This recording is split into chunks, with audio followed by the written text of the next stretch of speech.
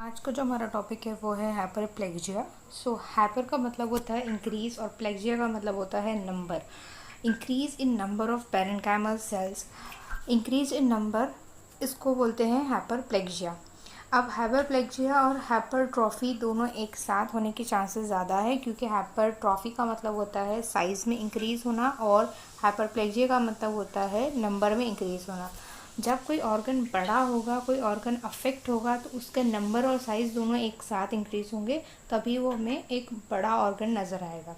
जब ऑर्गन का नंबर बढ़ेगा तो ऑटोमेटिकली साइज़ भी बढ़ेगा। Okay, so the cell which undergoes hyperplasia are, कौन से सेल्स हैं जो हाइपरप्लेक्जिया करते हैं, जो फॉलो करते हैं, जो अंडरगो होते हैं? वो है लेबियल सेल्स। लेबियल सेल्स के अंदर आएंगे epithelial cells of skin, mucous membrane, bone marrow, lymph nodes और स्टेम सेल्स और स्टेबल सेल्स। स्टेबल सेल्स है cells of liver, kidney, pancreas, adrenal gland and thyroid gland. Cells which do not undergo hyperplasia are the permanent cells, which are of three types. They are the neurons, cardiac cells and the skeletal cells. So ये नहीं करते, इसका मतलब है कि इनके अंदर हाइपरप्लेक्जिया नहीं होती तो हाइपरट्रॉफी तो होती ही होगी। हाइपरट्रॉफी इस सेंस में होती है कि जब हम हाइपरट्रॉफी को देखते हैं तो उसके अंदर में साइज़ इंक्रीज़ हो रहा है, मतलब ब्रेन का साइज़ इंक्रीज़ हो रहा है या डिक्रीज़ हो रहा है। या कार्डियक मसल्स के अंदर में भी ये कार्डियक मसल के अंदर हाइपरट्रॉफी जो होती है, लेफ्ट वेंट्रिकुलर हाइपरट्रॉफी, तो वो साइज़ में इंक्रीज़ हो रहा है, जो लेफ्ट वेंट्रिकल है। तो ये कार्डियक मसल में होगी। स्केलेटल मसल्स के अंदर सिंपल एग्जांपल है, आप जिम में जाइए, जाके मसल्स बनाइए, मसल्स आपके ग्रो करेंगे तो आपकी साइज़ जो है वो इंक्रीज़ हो रही है, मतलब आपके सेल्स की साइज़ इंक्रीज़ हो रही है।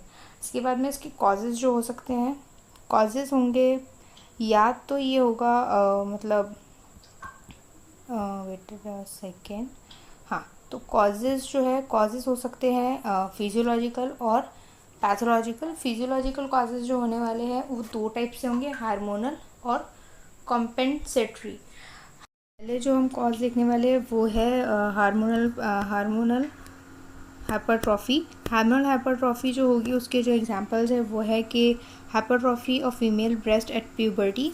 फीमेल ब्रेस्ट का प्यूबर्टी के टाइम पे बड़ा होना, ये एक नॉर्मल कंडीशन है। प्यूबर्टी के टाइम पे जो फीमेल ब्रेस्ट होता है उसकी साइज़ इंक्रीज़ होती है। And second thing is in pregnancy and in lactation. तो इन प्रेगनेंसी जो फीमेल यूटेरस होता है उसकी साइज़ इंक्रीज़ होती है। क्यों इंक्रीज़ होती है? क्योंकि वहाँ पे इस्ट्रोजन का जो लेवल है वो इंक्रीज़ होता है, और लैक्टेशन के अंदर जो ल्यूटिनाइजिंग हार्मोन है वो इंक्रीज़ होता है, which causes the increase in size of breast and formation of milk. उसके बाद में proliferative activities of normal endometrium after a normal menstrual cycle. हर मेंस्ट्रुअल साइकिल के बाद में एक नया एंडोमेट्रियम की लेयर बनती है, ये भी एक एग्जाम्पल है। उसके बाद में प्रोस्टेटिक हाइपरट्रॉफी इन ओल्ड एज। प्रोस्टेटिक हाइपरट्रॉफी जो है वो एक ओल्ड एज में होती है, वो होती है टेस्टोस्टेरोन के एबनॉर्मल इंक्रीज़ की वजह से, या नॉर्मल इंक्रीज़ की वजह से। एबनॉर्मल इसलिए क्योंकि बिफोर एज अगर हो रहा है तो ये एबनॉर्मल है, और अगर एज के साथ हो रहा है, ओल्ड एज में हो रहा है, तो ये नॉर्मल है। उसके बाद में regeneration of epidermis after skin aberrations और एवर्जन का मतलब होता है सुपरफिशियल इंजुरी।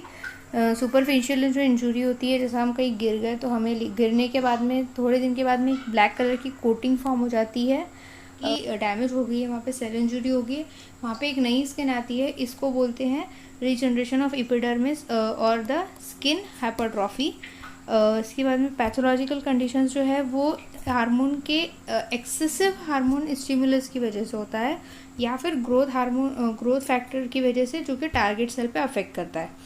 अब अगर endometrial hypertrophy followed by the estrogen excess, अगर एस्ट्रोजन नॉर्मली इंक्रीज हो रहा है तो यूटेरस का साइज इंक्रीज होगा। Increase causes the cell division endometrial hypertrophy वहाँ पे होगी।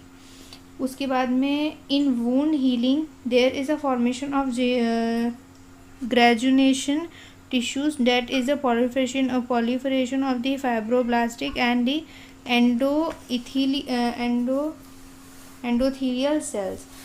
अब यहाँ पे endometrial hypertrophy due to the estrogen excess being and prostatic in benign prostatic in old age और hypertrophy of skin and in non healing ulcers and viral warts. ये हो गया हमारा हाइपरप्लेक्जिया की पूरी नॉर्मल एंड एबनॉर्मल्स, मतलब physiological causes and pathological causes, कौन से सेल्स में होता है कौन से सेल्स में नहीं होता, और हाइपरप्लेक्जिया की डेफिनेशन।